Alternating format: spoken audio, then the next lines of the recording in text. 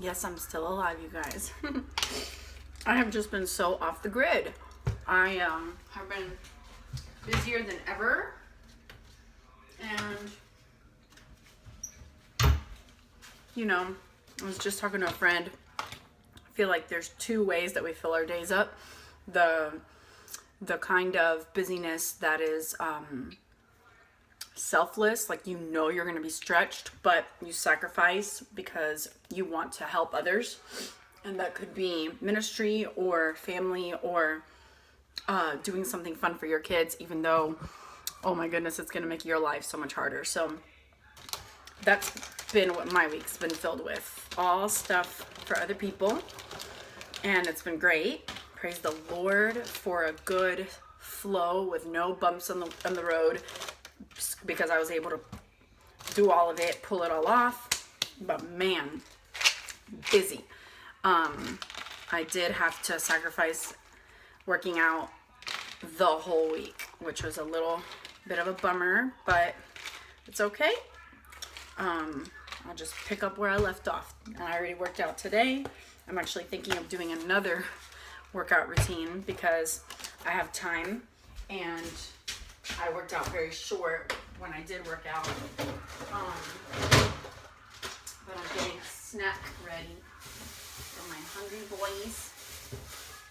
It's a beautiful day, and I wish they were outside, but I told them they could watch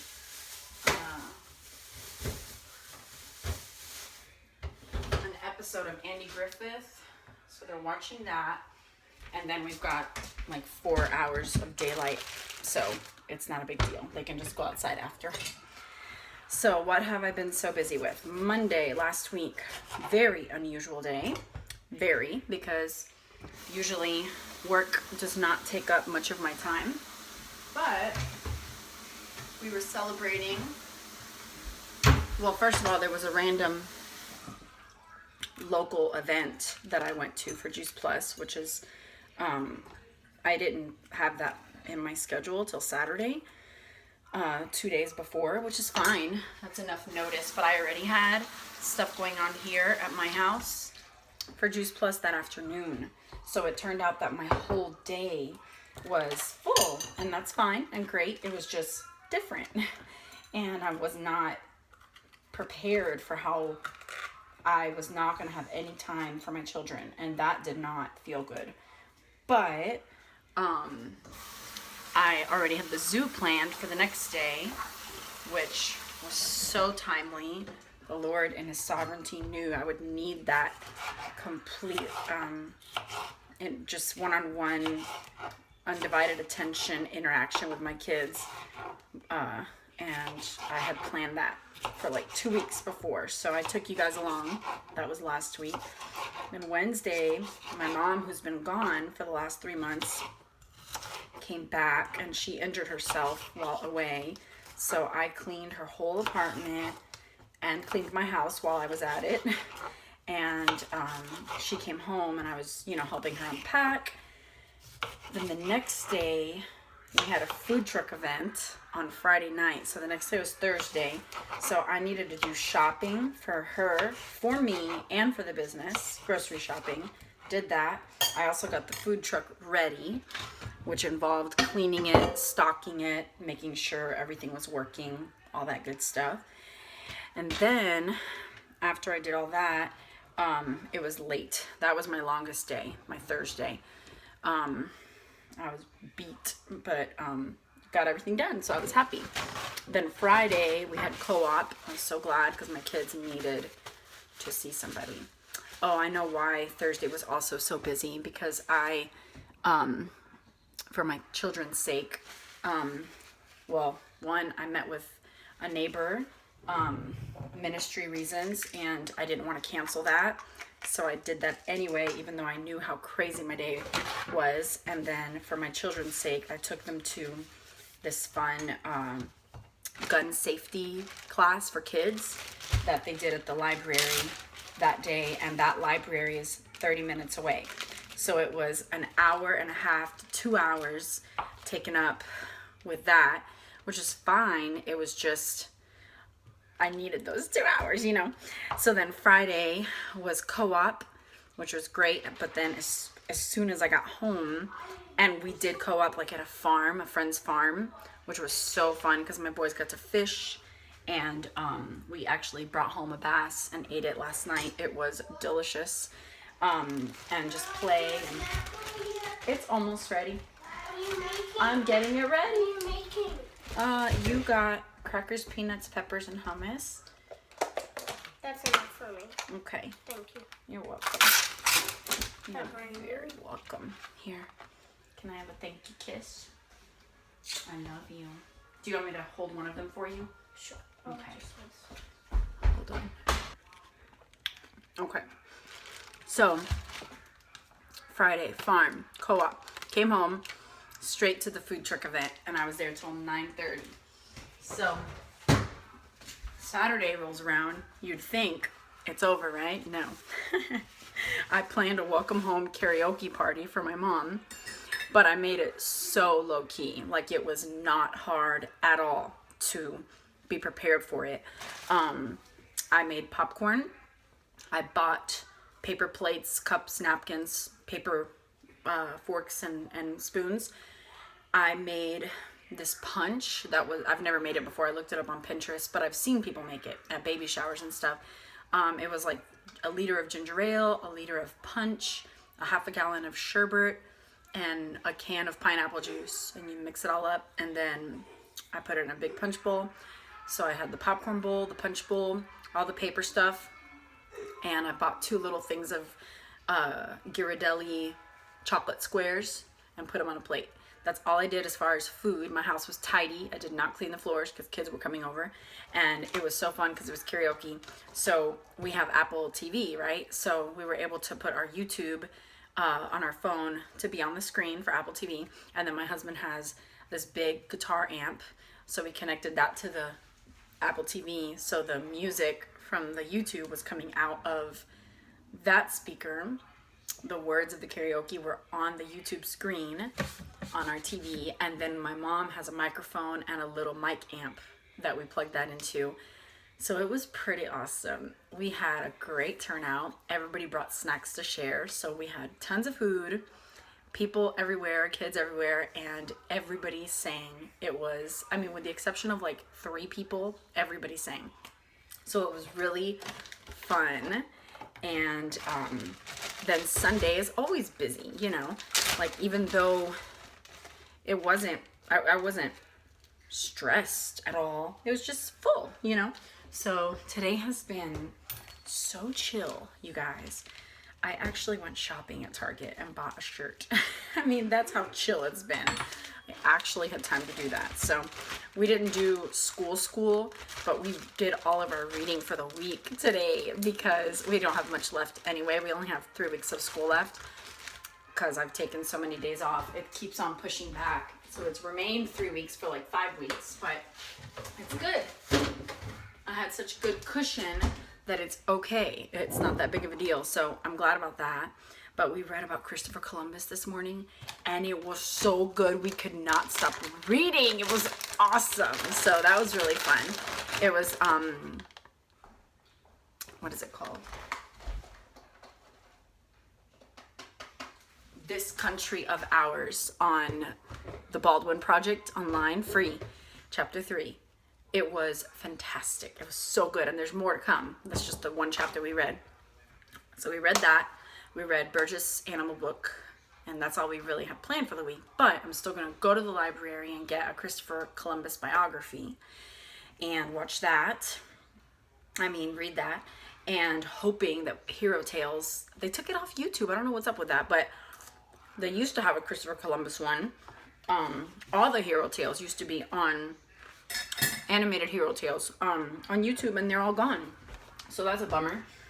But I'm going to see if maybe I find it. And then I am leaving to California in a week and 2 days for 4 days. I'm going for a Juice Plus conference, but I'm getting there Wednesday, and we're going to go hiking and then have a night out. Thursday the conference starts, but not really until like late afternoon. So we'll have morning and early morning. I don't even know what I'm doing myself. Like, seriously, what in the world? I can't believe it. So it's gonna be very nice. It's a little bittersweet because, of course, I'm super excited, but I've never been to California, and I'm one of those sentimental people. I like to experience first things with my husband.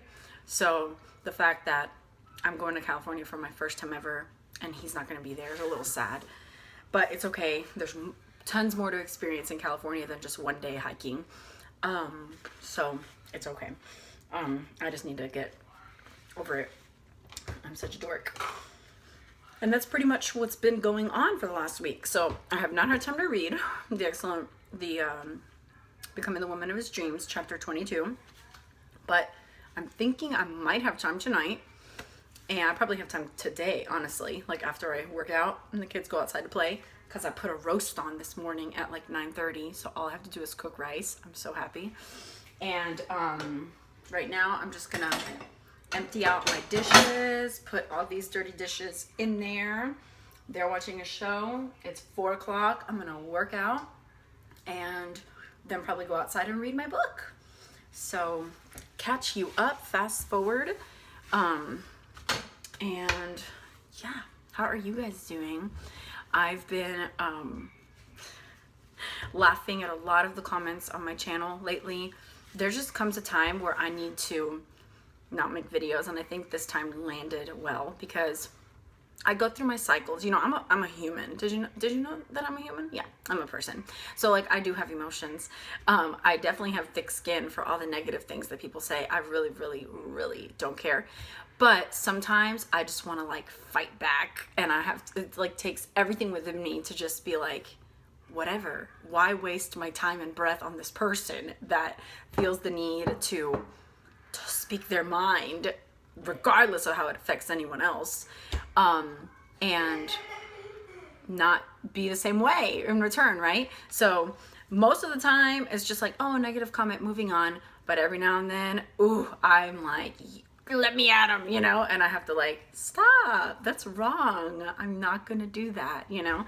Self-control and not get offended. And it's not even offensiveness, it's my, obviously it's my sin, but it's what I want to accomplish is to show them, you know, which is stupid. It's like, okay. So it's not like I'm offended. It's, I want to make you feel stupid for saying that stupid thing is what I want to do. You know, you're an idiot and I want to show you how much of an idiot you are.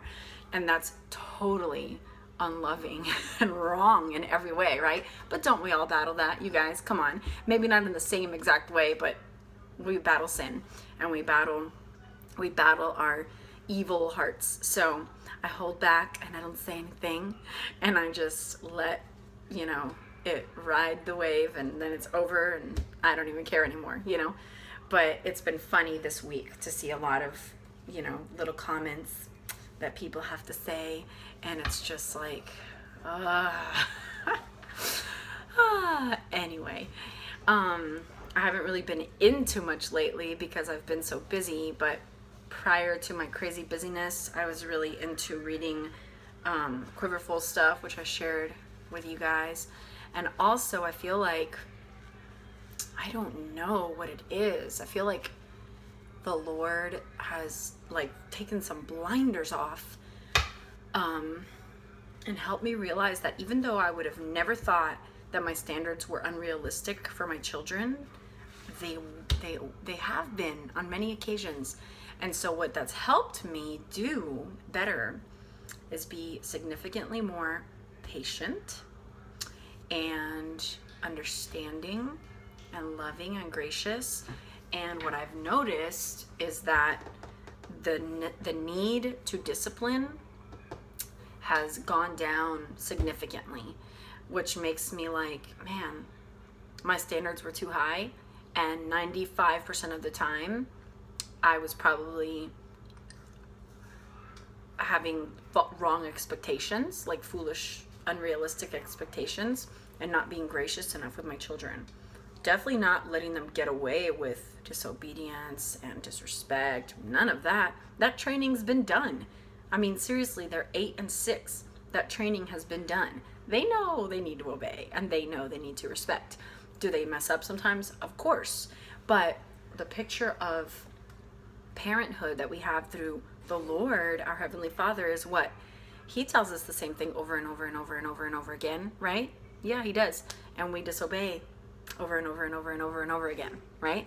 And he always accepts us with open arms and corrects us in love and gentleness and kindness. He's slow to anger. He is so patient. And he's always reminding us of his love for us. So it just has been very good of the Lord. It's really strange that all of this has come through the Quiverful stuff I've been watching, because it has nothing to do with that. But somehow, as unconnected as that all is, God used it to like reveal things to me. So I've been very thankful for these last 3-4 weeks with my children, and just the Lord's grace in my life in that area. And I feel like everyone, including myself, is happier. And not that we weren't happy before. What I was telling Hector was that we were probably headed down a wrong road of like expectations of like, you need to do this way, when I say it, exactly when I say it, wrong mentality. But what saved us from damage, like severe damage in our children, is that those expectations were only brought up when they were messing up. And so the rest of the time, the love and the joy and the cheerfulness and the affection and the encouragement saved us from what things would be like probably in their little hearts and spirits if we were always you know. I would only get like that when if they were being too silly or too wacky, or if they needed any sort of correction or training. Not every single time, but sometimes I would get too like, you need to stop right now, and like too serious and too, you know, too militant. And that, if that was how it was 24/7, they would have crushed hearts, crushed spirits. But thankfully, by God's grace, that was not 24/7. That was only sometimes. And honestly, when I was impatient is when it was always me. It wasn't them. They're acting like kids. What I need to do is correct them in grace and love and patience, like the Lord does, right? So when I didn't act the way I was supposed to act, is when, if things were always like that, there would be a lot of damage. But thankfully, the Lord, in his grace, has taught us otherwise, you know. And that was just a major area that I feel like he has addressed recently. So I hope that makes sense. It's so tricky to explain, but I hope that makes sense. Anyway, Andy Griffith's over, so I'm using up my workout time. So I'm going to go work out, and glad to update you all.